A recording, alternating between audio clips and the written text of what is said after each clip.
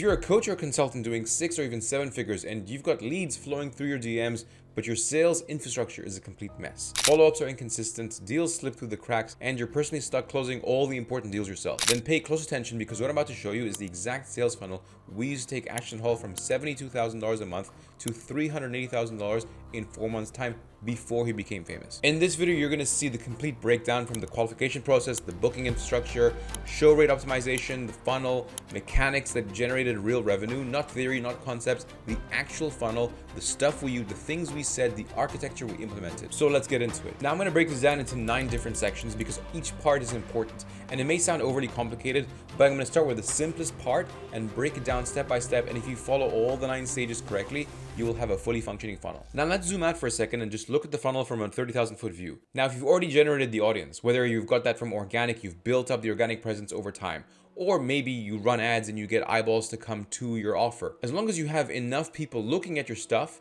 this is for you. Now, the biggest problem that a lot of these people have is that they have a lot of eyeballs, but they don't know how to turn those eyeballs into raised hands, and actually from those raised hands to become paying clients. Look, attention is fantastic, but if you don't know how to convert that attention, what's the point? This isn't about vanity metrics. This isn't trying to become like an influencer and having a bunch of followers with no income. In fact, I've seen some disastrous accounts. We worked with someone who had 2 million followers and his income was nothing.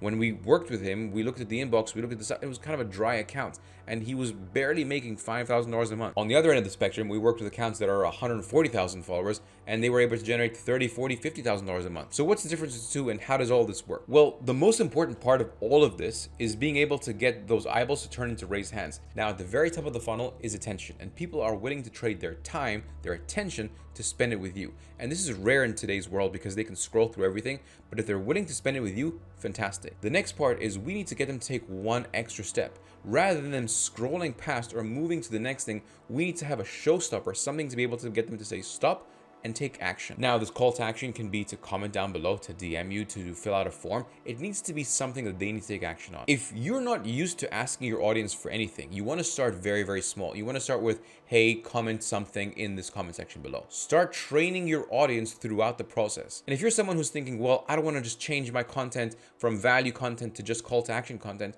the question isn't should I do one or the other, it's do both. So you actually have to do double the amount of content, because if you're doing one value content and you were doing that before, now you're doing that same value content, but then you're doing a different piece of content with a call to action. The call to action becomes, hey, raise your hand, whether it's opting into the funnel, going ahead and book a call with you or your team, or sending you a message in the DMs, or even commenting in the comment section below. When they do that, the next step in the funnel, we want to make sure that they're qualified. We want to see what path are we taking them down. Is this a person who is going to be the high ticket client that we're going to work with? If not, are we just going to push them to the street and say good luck with you? Or are we going to have a lower ticket offer that we can sell them through the DMs or through another form or format? And then if they're truly not able to afford any of these options, we don't want to leave people worse off than when we found them. We want to be able to give them something, some piece of value, so they can leave in good terms. We leave them better than where that we found them. Now, part 9 is the part that you don't want to miss, and I'm not just saying that because that's where the real money is made on the back end. Now, let's dive deeper into this part 2 section where we qualify the prospect. Now, in part 2, I want to go in depth into the idea of getting the person to raise their hand. You have to understand that you can't just ask someone to raise their hand for the sake of raising their hand.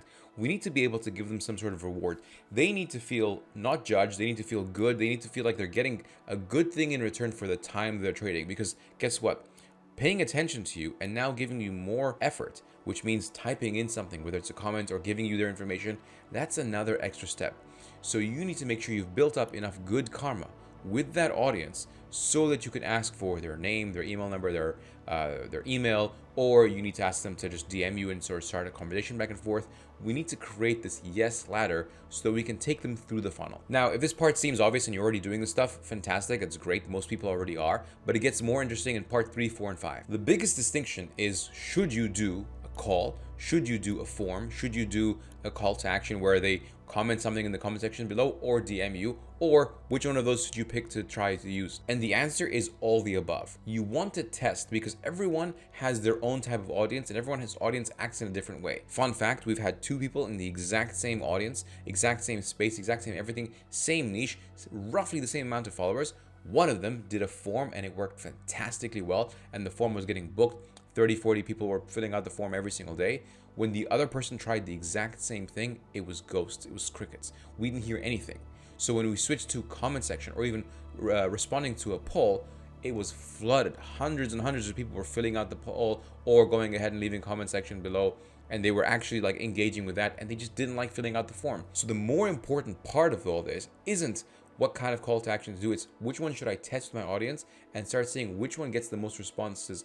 What do they vote with? And they vote with their effort. By the way, quick note, if you're watching this and you want me to actually install and run this exact funnel inside your business, I work with a small number of clients each month to do exactly that. There's a link in the description below. Book a call, no pitch, just a diagnostic to see if it makes sense. All right, let's keep going. Part 3 is the pre-qualification logic. Now, you want to make sure that this is short enough that you get the answers from the people, but you don't want it to be so long that you're chatting with them back and forth before you book a call. This part is key because you want to know if they're willing, ready, and able to invest in working with you, and if they even have a problem and they're serious about taking action. Here's some of the questions that you should be asking, and make sure you're asking all of these. What's currently not working for you? What's the goal? What have you tried so far?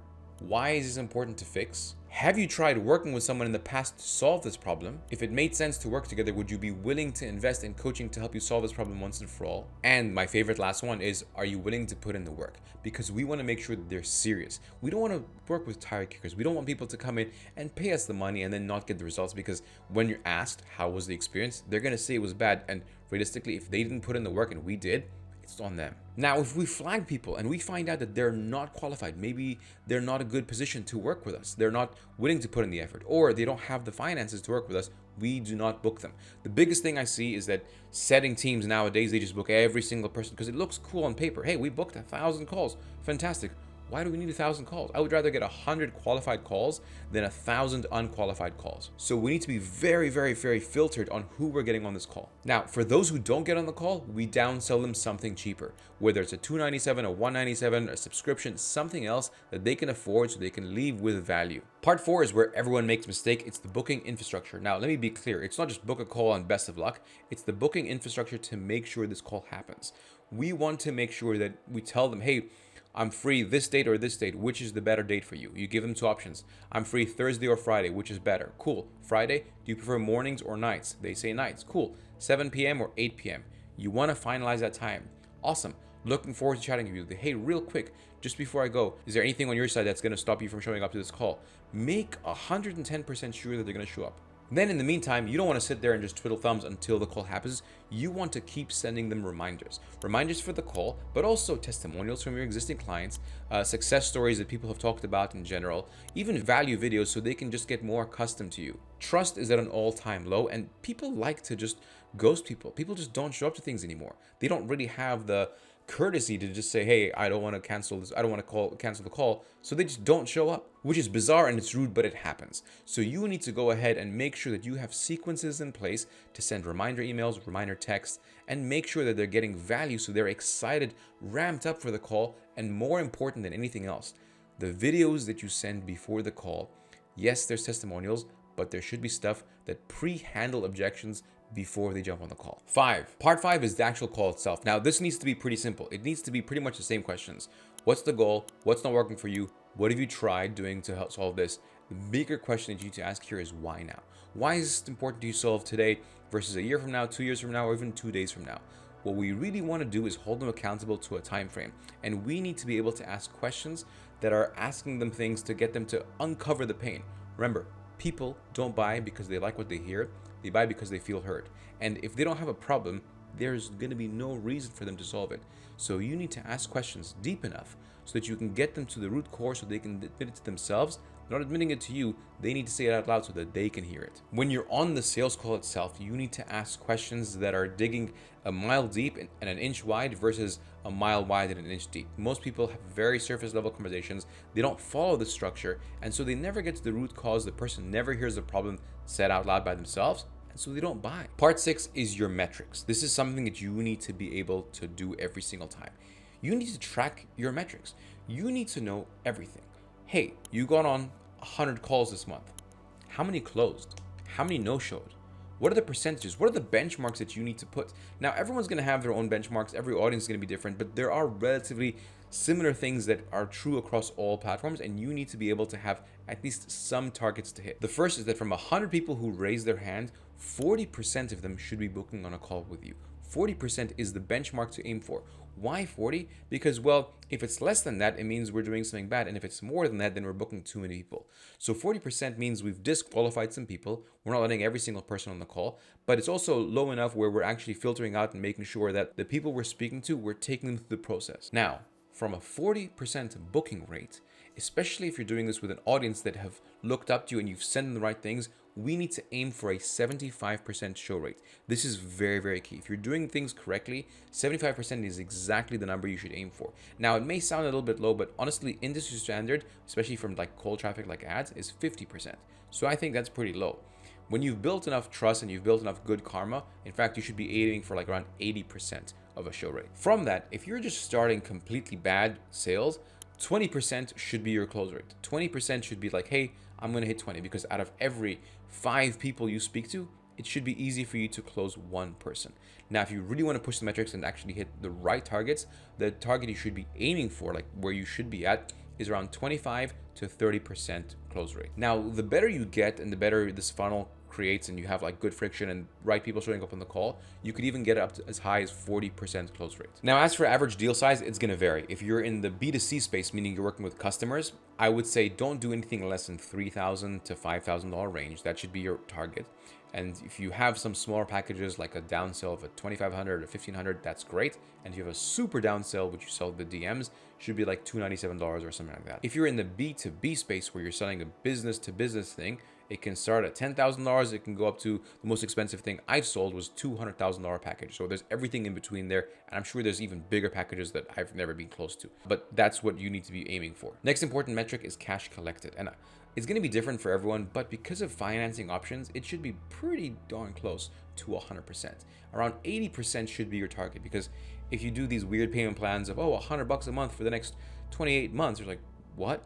But if you do that through a financing partner, then fantastic, they'll take care of that. And yes, you get a charged percentage, but that's what you should be aiming for, at 80% cash collected rate. Part 7 is the handoff from sales to fulfillment. This is the part where a person has just parted with their money. The experience needs to be stellar. They need to feel fantastic from the second they hand you their money till while they're working with you. And the reason being is that's where a lot of buyer's remorse can kick in. They can just go, oh man, like, why did I buy this? Is this what I need? They can talk to a friend, and all these doubts start to creep in. But from the second they start, they get a welcome email. They get a call booked with the onboarding team. They get brought in and it's exciting, and they're getting all these packages and the emails, and there's all this stuff that they're having to fill out. Like, it becomes exciting. They're more bought in. And if they can get a result very fast, like, hey, here's the first thing, like some sort of mindset shift that they can find within the first email, the first video, the first something that you give them access to. Or even if you're a B2B offer, if you give them something and you say, hey, here's what we're going to work on, and they start seeing some cool things, that's going to be great.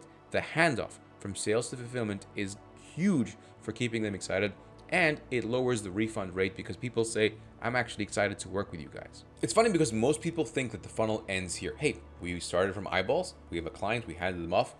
What else do we need to do? This is where the money gets left on the table, and it's some of the most important part. Once we take them over to the client success team, we need to make sure that their experience with us is fantastic.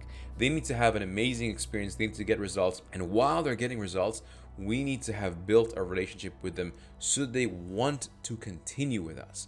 So the fulfillment part is huge. If you drop the ball on fulfillment, they're going to have bad reviews about you.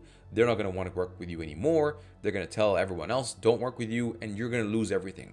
This is when I see a lot of businesses struggle because they think they have a business when in fact they have a funnel. It's a front-end funnel. They can make money on the front end, but as soon as it goes to fulfillment, it crashes. So part 8 is the fulfillment, and it needs to be something where there's a roadmap that's been pre-built, not just, hey, take the fulfillment team and good luck. You need to have an exact roadmap of what success looks like, what are the milestones, how to make sure that they're on track to hitting the success so they want to continue working with you. Part 9 is my favorite part, and this is actually fun. Part 9 is being able to get that person to continue working with you and refer other people. The way it works is once they start getting success, it could be the first milestone or it could be the last milestone. You say, hey, I'd love if we were able to jump on a call and do a quick testimonial video about the success that you've had with us. And if they've hit a milestone or if they got some success, they're going to, of course, say yes. So you get them on a call. You get them to do the testimonial and they talk about how amazing you are, how they rave about you, ask them some questions, and they're just talking some good things about you, which if you did a good job, they have nothing bad to say about you. So they're telling you all these good things. Now here comes the fun part. At the end of that, you pause, you stop the call, say, hey, thank you for the recording the testimonial. I appreciate it. Do I have your permission to use this? Yeah, of course, fantastic. Hey, real quick, by the way, I know you're coming towards the end of working with us. We do have a continuity offer. If you want to continue working with us, like, let me know if that's something you're open to. And if they've just said all these good things about you, they've just sold themselves about continuing to work with you. And I'm like, yeah, of course, I'd love to hear about it. So they start hearing about it, and you say, hey, like, this is what it's going to do. And hey, by the way, I already have all your info. So all I need is like the thumbs up from you, and we can just put you on auto renewal, cancel whenever you want. And it's great. Now, what's amazing about this is where the money is made in the high ticket space. Everyone thinks it's on the front end, and the front end is great, but the front end being something where you just have to continuously feed can be exhausting because you have good months and bad months. And if you're able to find clients who have had such a great time with you, they continue with you. Now you're building up your MRR. You're going ahead and having some people who are just going to continue working with you, continue handing you money month over month. So if you have great 3 months and a terrible next month, guess what? That recurring revenue comes in clutch. And now once they've agreed, you can always say, hey, by the way, could you intro me to 2 other people who you think that this would be a great fit for? I don't like using the word referral. I like using the word intro. Like, hey, can you intro me to a couple other people? Because then it becomes like, yeah, of course I can intro you to other people. And you can say, hey, great. So anyone you intro me to and we end up working with, we'll go ahead and give you X amount of cash back, just so they can feel something. A lot of people try to do these weird things where they're like, oh, I'll give you these credits, or we'll take off some time and give you some free months. I like to just do cash. Cash is king. Everyone likes that, and they're like, cool, yeah, let's do it. Like, and then they get clients, and you give them a payment, and they're even more excited. Everyone wins. So that's the complete breakdown, the funnel, the structure we use to generate millions of dollars for all the clients that we worked with. Now, if you're sitting here thinking, I need this exact system running in my business, here's what you need to do. Click the link in the description below. Book a call with me. On that call, we're going to look at your current sales process, identify, where the revenue leak is happening, map out exactly what it would take to implement this system inside your business. This isn't a sales pitch, it's a diagnostic. If it makes sense to work together, I'll tell you. If it doesn't, I'll tell you that too, and I'll point you in the right direction. But here's what I know. If you're doing 6 or 7 figures and it feels great on the front end, but you're kind of having some issues, you have consistent inbound demand and your sales process can sometimes feel chaotic, this system will work for you. The only question is whether you want to keep doing it alone or whether you're ready to have someone install and run this for you. And if you have a team already, that's fine. We just know we can help improve that existing team. So the link is in the description. Book the call. Let's build your revenue machine, and I'll see you on the other side.